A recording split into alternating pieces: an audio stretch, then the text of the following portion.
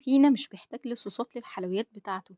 داخلين على رمضان والأيام الحلوة جاية، والصوصات الحلوة بقى دي لازم تكون أساسية في بيتك وتعمليها. طبعا لو فكرتي تشتريها من بره هتكلفك كتير قوي. النهاردة بقى هقولك على أنجح وأظبط طريقة ناجحة واقتصادية جدا علشان تعملي بيها 4 صوصات الأكثر استعمالا في المطبخ، يعني أكتر حاجات بنستعملها في الحلويات. اللهم صل وسلم وبارك على سيدنا محمد وعلى آله وصحبه أجمعين. ازيكم يا حلوين؟ يا رب تكونوا بخير يا رب. النهارده بقى يا حلوين في الفيديو بتاع النهارده هوريكم الشوكليت والوايت صوص والكراميل واللوتس بطريقة حلوة جدا وبسيطة. الأول بقى علشان نعمل صوص الشوكولاتة عايزين بقى، أنا عندي هنا اللهم صل وسلم عليك، عندي بقى كوباية إلا ربع من السكر البودر، ومعلقة كبيرة من بودرة الكريم شانتيه، ومعلقة كبيرة من اللبن البودرة، وثلاث معالق كبار من الكاكاو. الكاكاو بتاعكم يكون خام غير محلى، هيديكم نتيجة حلوة قوي وممتازة. حطيت كوباية إلا ربع من المية وكوباية إلا ربع من الزيت. تقدروا تنزلوا الزيت بشكل تدريجي، ولكن الخطوة دي هتوفر عليكم كل الحاجات دي. هنضربه بقى كده تقريبا 4 5 دقايق لحد ما يوصل للقوام القمر اللي انتوا شايفينه ده. بصوا هو لسه اصلا ما قعدش ولا اي حاجه، واخد القوام المظبوط. لما يقعد بقى هيتقل اكتر وهيديكم قوام حلو جدا. اصلا دلوقتي حلو خالص. علشان الكراميل بقى هنحتاج لنص كوبايه ومعلقه من السكر، او نص كوبايه ولكن يكون مليان على الاخر. هنرفع الكلام ده كله على النار، ما نبداش نقلبه الا لما يتكرمل علشان ما يخرزش معاكم كده ويبقى مش حلو. هنا بقى بعد ما تكرمل تماما هنزل عليه بنص كوبايه من الميه البارده، يعني قد كميه السكر ميه. الميه بارده عادي خالص جدا من الفلتر، ما فيهاش مشكله. هنرفع الكلام ده كله على النار، ودلوقتي عندي كوبايه الا ربع من الحليب، عليهم معلقه كبيره صغيره مليان على الاخر من النشا. تقدروا تستعملوا كاستر زي ما انا عملت، هيديكم نتيجه حلوه جدا جدا.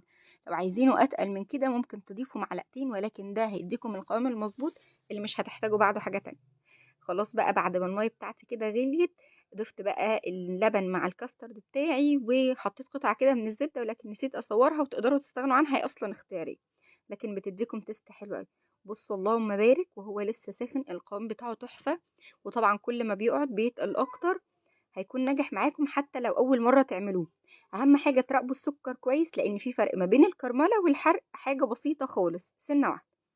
بعدين بقى هنا في الخلاط علشان نعمل الوايت صوص عندي كوباية إلا ربع من السكر، وكوباية إلا ربع من الحليب، وقصدي نص كوباية من الحليب سوري، وثلاث مكعبات من الجبنة الكيري أو 3 مثلثات جبنة. أي حاجة متوفرة عندكم تقدروا تستعملوه. هنحتاج بقى ل3 معالق كبار من اللبن البودر. لو حسيتوا ان القوام بتاعكم خفيف تقدروا تزودوا معلقة كمان من اللبن البودر، ولكن القوام ده هيكون ممتاز حلو جدا. هنا بقى حطيت معلقة من السمنة. السمنة بتاعتنا علشان تختلط كده مع الصوص لازم نديها تسخينة كده بعد أول ضرب، ونرجعهم تاني في الخلاط. دقيقة واحدة بس هتتضرب، وهتلاقوا القوام الحلو بقى اللي قدامكم ده. عايزة أقول لكم طريقته حلوة جدا، اقتصادية وسهلة خالص. لو جربتوه حتى لو أول مرة هيكون ناجح معاكم. هينفع بقى للسينامون أو لأي حلويات.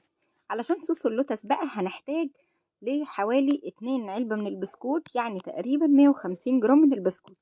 حطيت عليهم ربع كوباية من الزيت، وربع كوباية من المية، و3 معالق كبار من صوص الكراميل اللي عملناه مع بعض. الكلام ده كله اتضرب في الخلاط. تقدروا تنعموه زيادة أو تخلوه أخشن زي ما تحبوا، هيطلع معاكم مظبوط جدا. جربوا بقى الصوصات الحلوة دي كده في حلوياتكم. ما تنسوش تقولي لي رأيكم، واستنى كومنت لطيف زيكم كده. وما تنسوش لايك وشير للفيديو حلوين. لو أول مرة تشوفوني أتمنى تعملوا لايك وشير للفيديو، وتجربوا الوصفة وتقولي لي رأيكم. وصحة وهنا.